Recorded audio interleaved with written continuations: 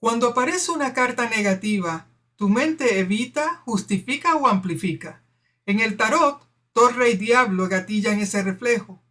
En Lenormand también, donde hay 9 cartas que nos tensan apenas salen. Mi objetivo hoy es bajar el dramatismo, ordenar la mirada y enseñarte un modo simple para que estas cartas no te saquen del foco. Hola, soy Liz Figueroa y es un honor para mí estar en el tercer Congreso Internacional Lenormand del 2025, donde les traigo el tema de las cartas negativas en el oráculo Lenormand.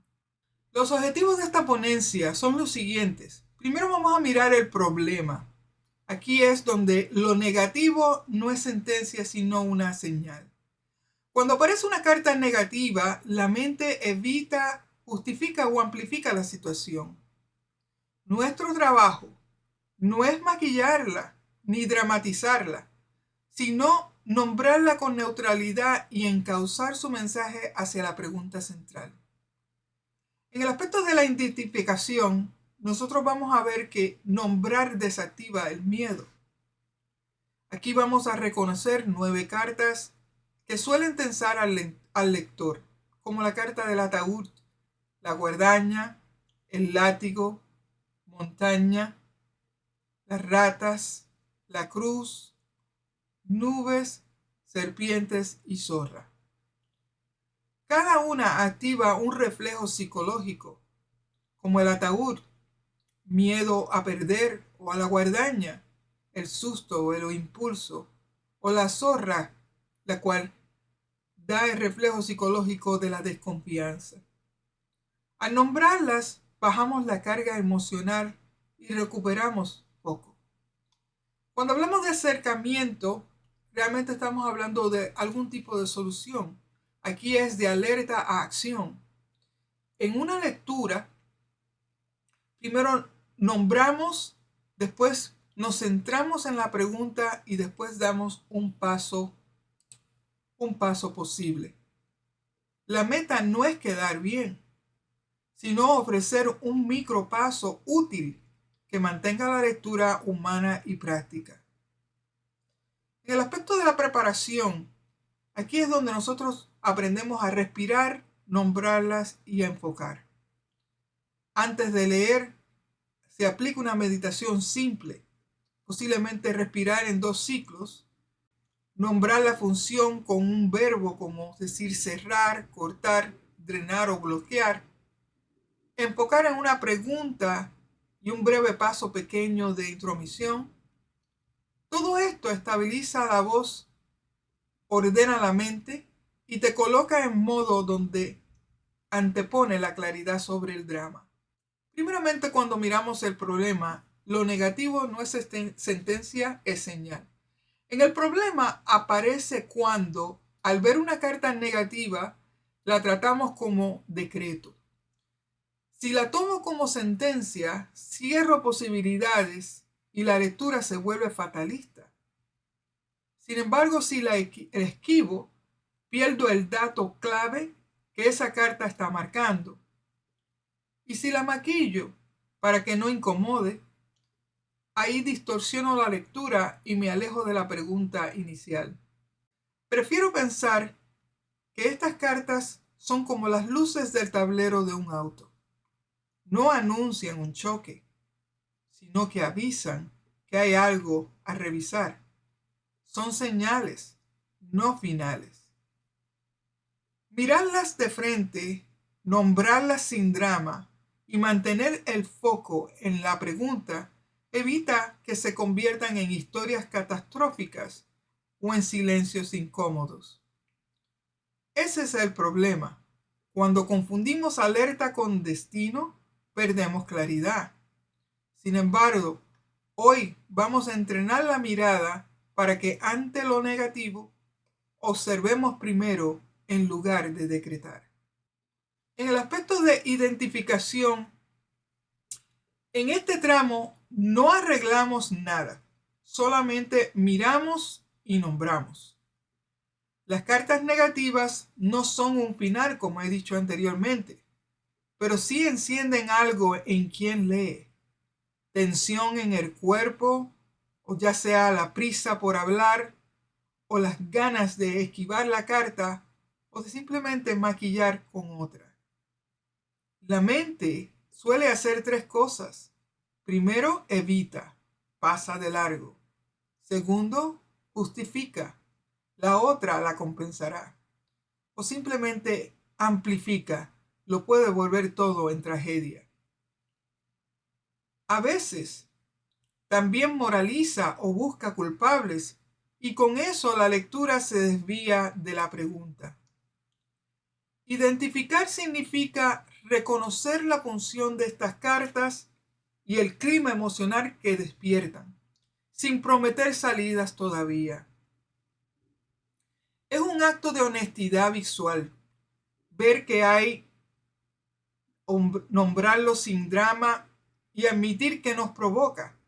Si logramos eso, el dato que trae la carta no se distorsiona, al contrario, y el foco de la lectura se mantiene. Con esta mirada, ahora sí, pasamos carta por carta para reconocer qué hacen y qué no hacen.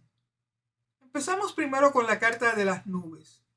Tradicionalmente esta carta refleja el aspecto de confundir, poca visibilidad o crea una parálisis momentánea. Aquí cuando vemos esta carta la frase es, aquí hay baja visibilidad. El impacto psicológico que esta carta causa puede ser un aspecto de parálisis o simplemente dudas o vacilación. Aquí nos tenemos que preguntar, ¿qué dato clave falta? ¿O se deja simplemente sin paso o solo identificación? Cuando aparecen las nubes, el lector entra en el modo niebla.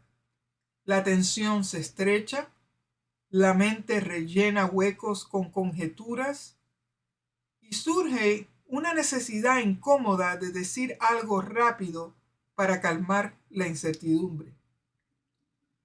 Simplemente se percibe un ruido mental. Esto se ve mal. ¿Me estoy quedando en blanco? Y una microtensión corporal de mandíbula y pecho como conjunto de esta confusión. Es frecuente saltar a otras cartas buscando un salvavidas luminoso o barajear más para evitar quedarse con la ambigüedad. La narrativa interna oscila entre evitar, o sea, paso de largo, justificar, mirar la otra carta que lo pueda arreglar, o simplemente amplificar. Todo pinta terrible, ¿verdad? El efecto práctico es desvío del foco de la pregunta y tendencia a sobreinterpretar detalles secundarios para llenar la bruma. Nubes, en suma, magnifica la ambigüedad del cuadro y empuja al lector a priorizar certezas inmediatas sobre la coherencia de la lectura. En el caso de la carta de la serpiente, tradicionalmente vemos que esta carta puede indicar un enredo, un rival o un atajo, aspectos de confianza o recelo. Cuando miramos esta carta debemos pensar en que veo un enredo o una presencia de un tercero que desvía. Mayormente eso es lo que se piensa. El impacto psicológico de esta carta es lo que hablamos como hipervigilancia, el aspecto de sospecha o una lectura moralizante. Aquí nos debemos preguntar, ¿dónde aparece el triángulo o el atajo en esta situación? Con serpiente, el lector tiende a entrar en modo sospecha. La atención se fija en posibles rivales o intenciones ocultas, y cualquier ambigüedad se interpreta como prueba de traición. Aparece un escaneo compulsivo de detalles entre miradas, tiempos, mensajes. La mente arma una historia para ubicar a la o el tercero. Y surge el impulso de señalar culpables. El riesgo con esta práctica es salirse de la pregunta y convertir la lectura en un juicio de carácter. Por lo tanto, importa distinguir la sensación de enredo que causa la serpiente del cálculo, astucia procedimental que podría tener la zorra en caso de que esté al lado de esa carta, sin decidir aún qué hacer. Aquí solo nombro que la dinámica se desvía por un tercero o por un cambio torcido. En el aspecto de la carta del ataúd, tradicionalmente esta carta indica el aspecto de un cierre, una transición forzada o el miedo a perder algo. Simplemente esto marca un cierre a todos los aspectos. El impacto psicológico de esta carta indica miedo a perder, una negación, un apego, una urgencia de reanimar lo terminado. Aquí es cuando nos preguntamos qué terminó realmente, un hecho, pero no una interpretación. Por lo tanto, cuando aparece la carta del ataúd, el lector suele sentir un tirón de negación inicialmente. Aquí la mente busca atajos para suavizar la idea del final.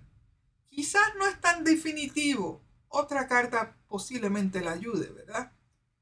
Surge el apego al escenario previo y una presión interna por prometer continuidad para aliviar al consultante.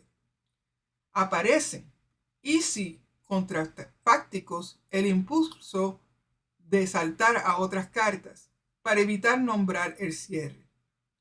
El sesgo típico es confundir cierre con fracaso y desviarse de la pregunta, inventando prórrogas o excepciones.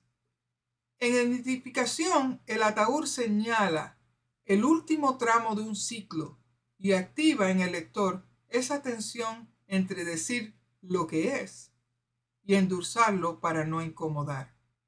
Aquí tenemos la carta de la guadaña.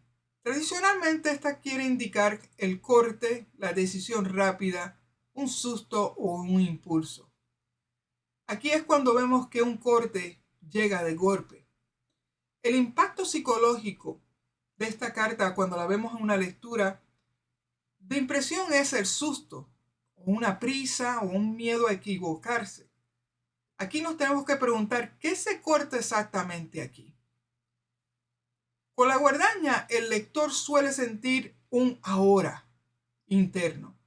El cuerpo se tensa, la voz se acelera y aparece la urgencia de decir algo tajante. La mente busca atajos para cerrar rápido y puede confundir rapidez con claridad. Es común magnificar la idea de accidente o final inmediato, o tal vez saltar a otras cartas para suavizar lo que incomoda. En identificación de la guadaña, esto solo marca la presencia de un corte, decisión brusca en el tema central, nada más. Nos encontramos con la carta del látigo. Tradicionalmente esta carta indica el aspecto de repetir, de discutir o discusiones y el aspecto de la autoexigencia. En algunas escuelas ven esta carta como un aspecto de autocastigo. Aquí el tema es repetitivo y de choque. El impacto psicológico de esta carta es que es dar vueltas en la cabeza, exigencias sumamente altas, ganas de discutir o de defenderse. Aquí nos tenemos que preguntar qué discusión se repite sin cambio cuando vemos esta carta. Con el látigo, el lector entra en el modo bucle, siente que otra vez lo mismo y sube el tono interno. Aparece la necesidad de tener la razón o de corregir al consultante y la mente busca ejemplos para probar un punto. Es común apilar cartas o explicar de más, perdiendo la pregunta central. A diferencia de la carta de pájaros que habla de ruido breve y ansiedad, el látigo trae un patrón repetitivo y energía de fricción. También se cuela el impulso de buscar culpables o leer en clave de castigo. En identificación, el látigo nos avisa que la dinámica está atascada en la repetición y que el marco mental del lector tiende a pelear o defenderse antes de observar. En el aspecto de la carta de la zorra, tradicionalmente esta carta indica el aspecto de la astucia, el autointerés, el estar alerta, la hipervigilancia o la sospecha. En algunas escuelas lo ven como el mentiroso o el engañoso. Aquí se activa el modo alerta. Alguien mira por lo suyo. El impacto psicológico de esta carta inmediatamente entra a la sospecha constante, a la mirada de cazadora de trampas en tono moralizante. Aquí nos preguntamos, ¿qué hecho concreto te hace dudar con esta carta cuando la vemos? Cuando sale la carta de la zorra, el lector suele ponerse en estado de vigilancia. Todo detalle parece una pista de conveniencia o de astucia. La mente busca confirmar que aquí hay un truco de alguna manera y puede convertir la lectura en un interrogatorio en vez de una interpretación. Se corre el riesgo de etiquetar rápido a una persona como manipuladora y salirse de la pregunta para probar intenciones. Por lo tanto, importa diferenciarla de la serpiente. La serpiente habla de enredo y triángulo, mientras que la zorra señala estrategia personal y beneficio propio. Cuando hablamos de identificar esta carta de la zorra, basta con nombrar que la dinámica se inclina a lo estratégico y que nuestra mente tiende a ver sospecha en todo antes de decidir qué hacer. Con la carta de la montaña, tradicionalmente esta habla de bloquear aspectos de lentitud, impotencia y hasta frustración. Aquí la frase que podría identificar esta carta es: hay un bloqueo y el camino está tapado. El impacto psicológico de esta carta tiende a llevarnos al aspecto de la frustración, la impotencia personal, el enojo con el sistema o ganas de empujar más fuerte. Aquí nos tenemos que preguntar qué parte exacta no avanza en esta lectura. Con la montaña, el lector siente que todo se pone pesado y aparece la urgencia de forzar la lectura para abrir caminos. La mente busca un culpable, una persona que transmite o una fecha, y el foco se estrecha en la idea de que no pasa nada o no pasa algo al otro lado, convirtiendo un obstáculo puntual en un muro absoluto. Es común subir el tono, voz o gestos cuando se ve esta carta, como también barajear más o aferrarse a plazos para calmar la incomodidad que causa esta carta. El riesgo es confundir bloqueo con nunca y salirse de la pregunta. La montaña no es la torre. La torre del Lenormand nos habla de burocracia y aislamiento, mientras que la montaña es simplemente el muro en el camino que nos deja mirando fijamente el obstáculo y nos tienta a empujar antes de observar que está de verdad detenido. Seguimos con la carta de las ratas. Tradicionalmente esta carta habla de drenar, el aspecto de la merma, la ansiedad por el goteo o el drenaje o la pérdida en sí. Cuando vemos esta carta, aquí sentimos el aspecto de que hay una fuga, algo se pierde poco a poco, algo se está robando, algo se está perdiendo. El impacto psicológico de la carta de las ratas es el aspecto de la ansiedad, la sensación del drenaje, la vigilancia de cada detalle y siguientemente culpa por gastar algo mal o por perder algo.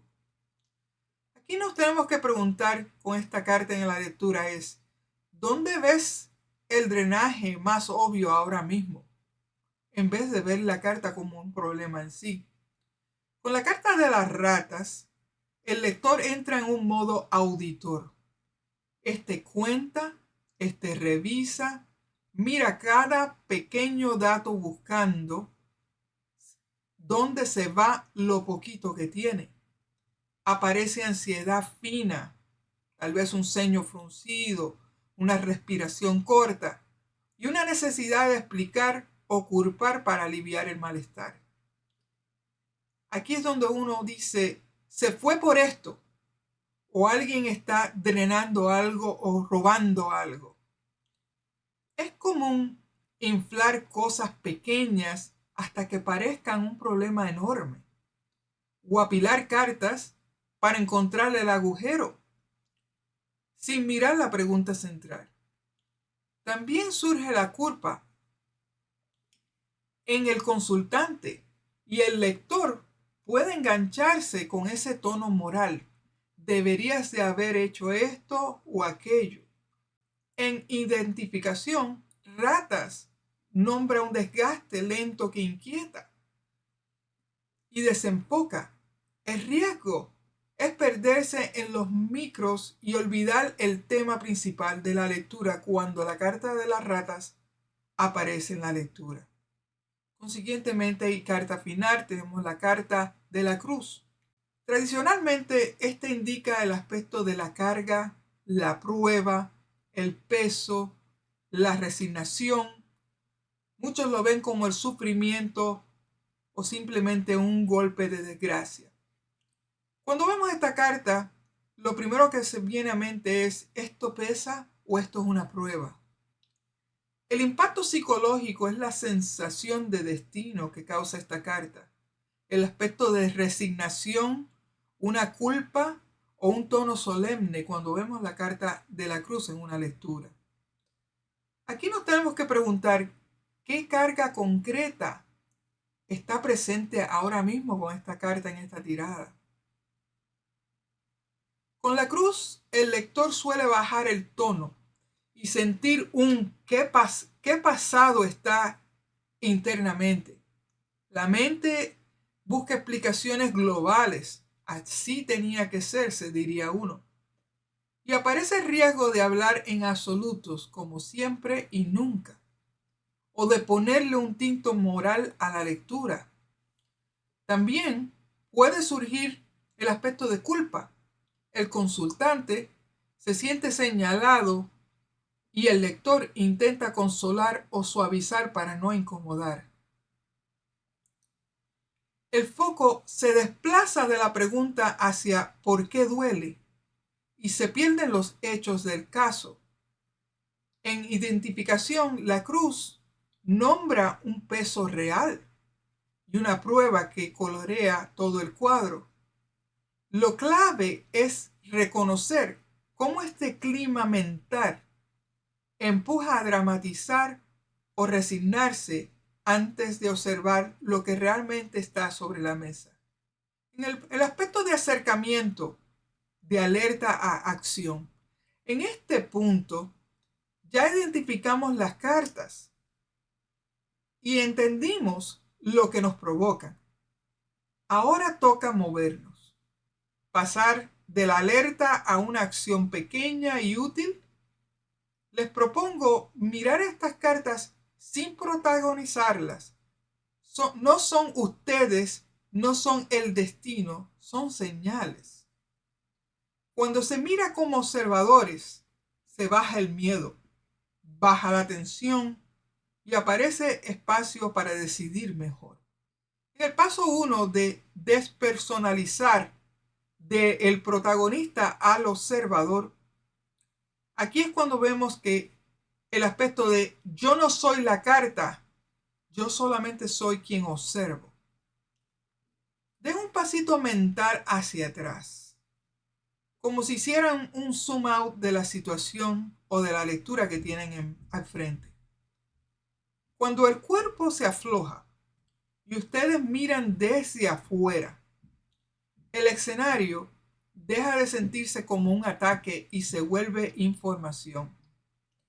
Aquí debemos de tener en cuenta de que si tomo distancia, voy a ver mejor.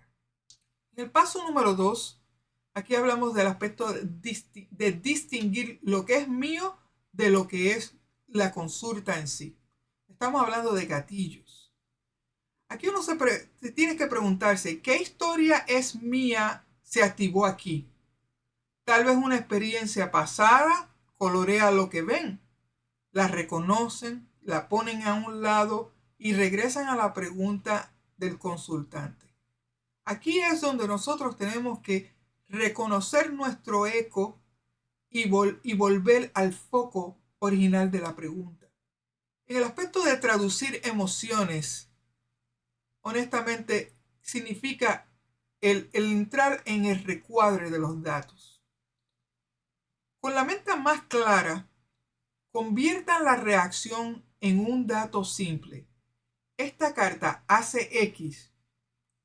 Confundir, enredar, tal vez cerrar o cortar, o indica repetir, verificar, bloquear, drenar o cargar algo. Tenemos que mirar qué reacción y dato nos da esa reacción. Ese verbo apaga el drama y deja una pista concreta para avanzar.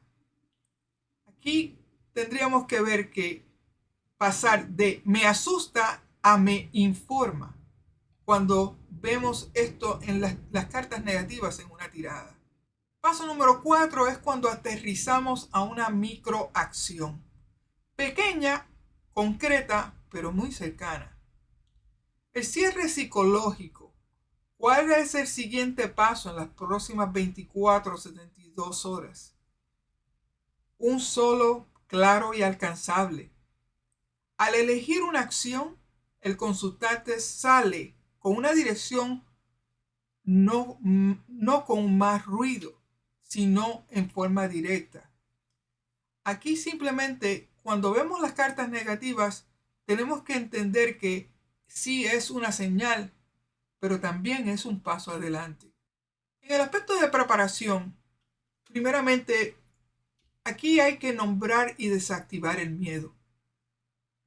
Antes de leer las cartas negativas, yo exhorto a prepararse. ¿Por qué es importante?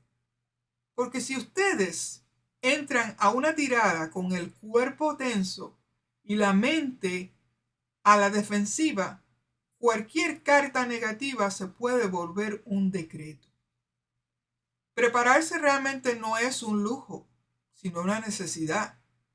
Es el momento en que recuperan el volante, bajan el volumen del susto y miran la carta como señal, no como un castigo. Esa breve pausa protege la pregunta inicial, a la misma vez ordena la voz y evita que se cuente una historia que el mazo no está diciendo en lo más absoluto. Cuando hablamos de los beneficios, haciendo estos pasos se notan inmediatamente. Primeramente, menos dramatismo. Ahí dejan de exagerar o maquillar la lectura. Segundo, un poco más de enfoque o foco. La carta no los saca del tema por el que preguntan. El menos sesgo nos indica que ni evitan, ni justifican, ni amplifican, solamente observan. La coherencia en la práctica nos ayuda a distintas lecturas y un mismo criterio si usamos estos métodos. La calma para el consultante. Cuando su presencia es serena, la persona entiende y actúa mejor, versus la persona que está tensa y no va a ser tan receptiva a un mensaje, ya sean cartas negativas o positivas. Estén muy pendientes de la presencia del consultante. Y es más fácil de lo que ustedes creen. No requiere una rutina larga. Con una práctica breve y constante, unos segundos cada día o justo antes de leer, la mente se reprograma. Lo negativo deja de activar miedos automáticos y empieza a activar atención objetiva. No se trata de anular emociones, no, sino más bien de darle marco para pensar mejor. En esta sección veremos una práctica sencilla que usamos siempre, simplemente una meditación simple. El objetivo es que ante las cartas que más tensan, ustedes entren con claridad y calma, sin huir de ellas ni dramatizarlas. Una vez asentada esta base, recién ahí pasamos a la técnica paso a paso y luego el acercamiento de la lectura. Cuando asoma una carta negativa, sabemos que el cuerpo se acelera y la mente empieza a contar historias. No hay que pelear con eso, sino más bien hay que bajar el volumen antes de leer. Para lograrlo, hoy les propongo un proceso sencillo y repetible. Estamos hablando de respirar, verificar, nombrar y enfocar. Antes de hablar, respiren 2 ciclos. Inhalo 4, exhalo 4. Noten cómo sus hombros y mandíbula empiezan a soltarse un poco. Ven que la respiración no es un adorno, sino más bien el freno de mano que estabiliza la voz y la atención. En pocos segundos, la prisa baja y el cuerpo deja de empujar respuestas rápidas.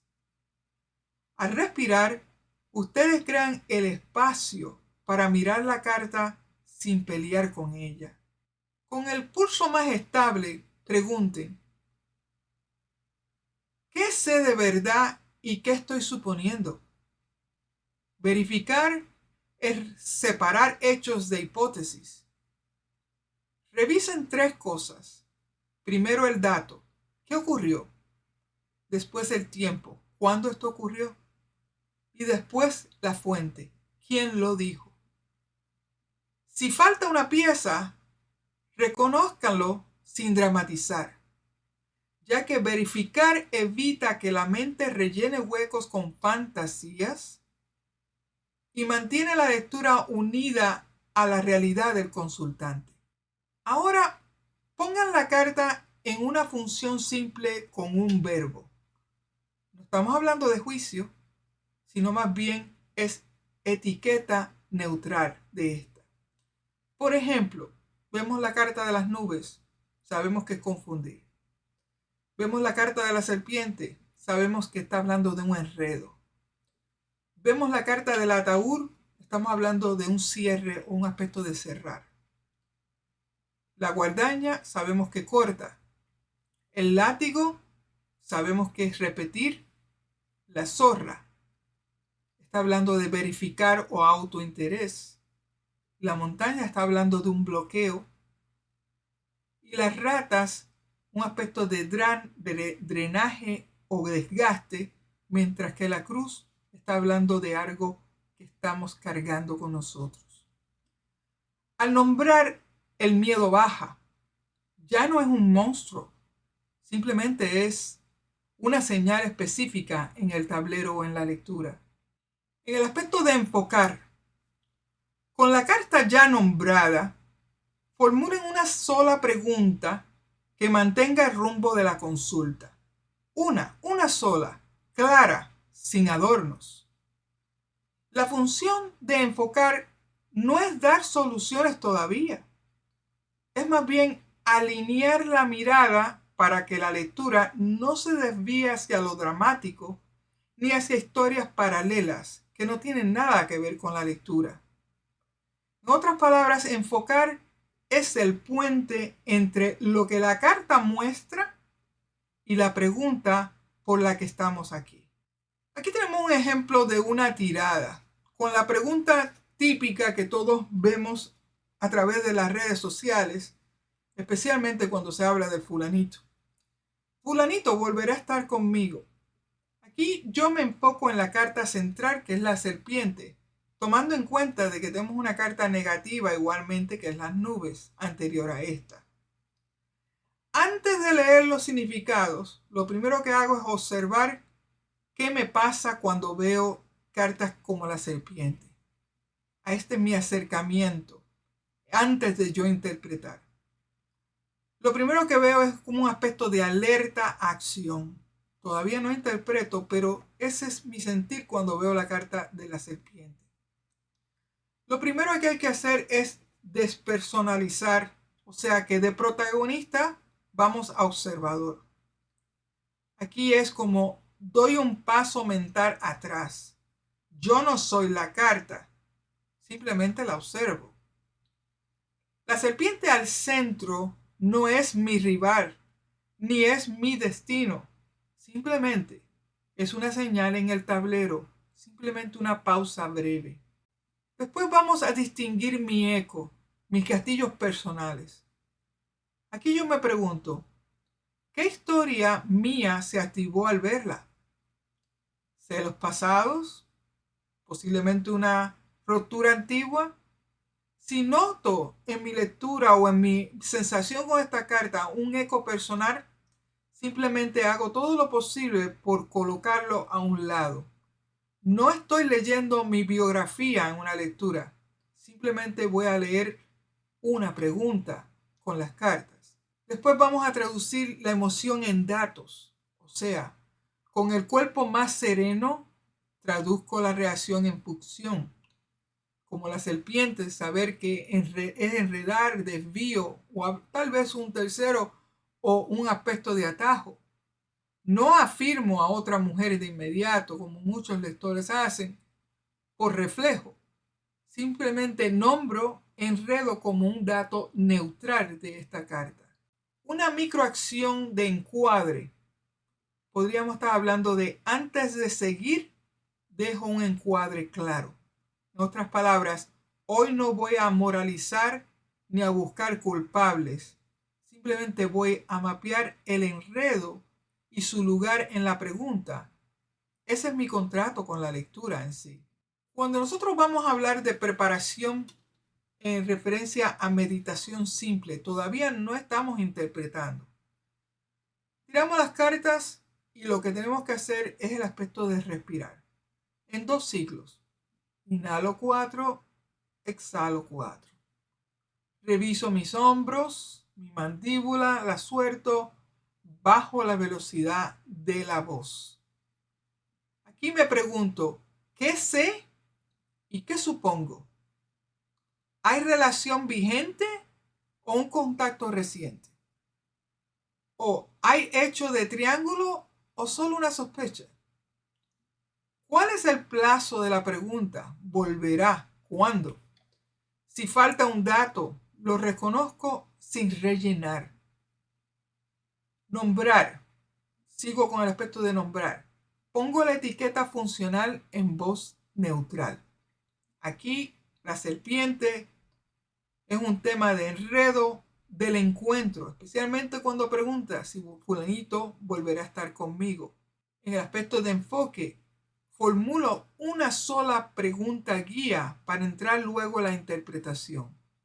Podría decir, ¿qué factor enreda el posible reencuentro con fulanito en este periodo?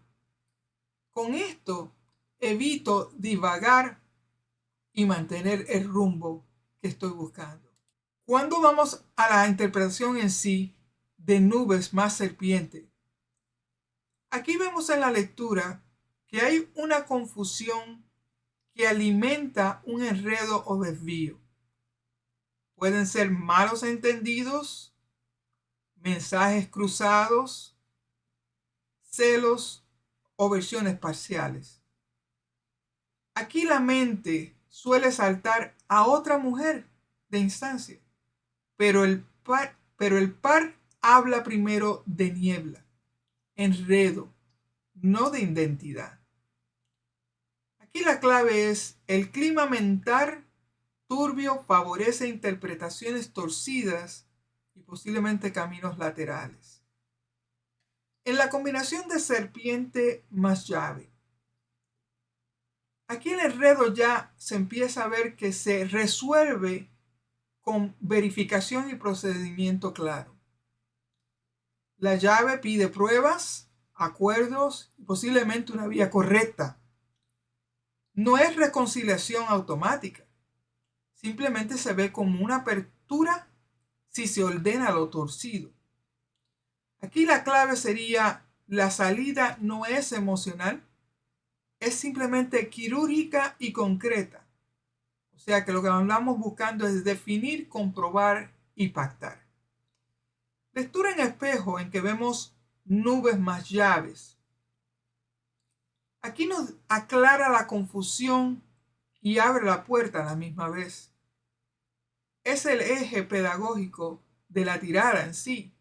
Cuando hay un dato claro y una regla clara, el enredo del centro deja de dictar la historia.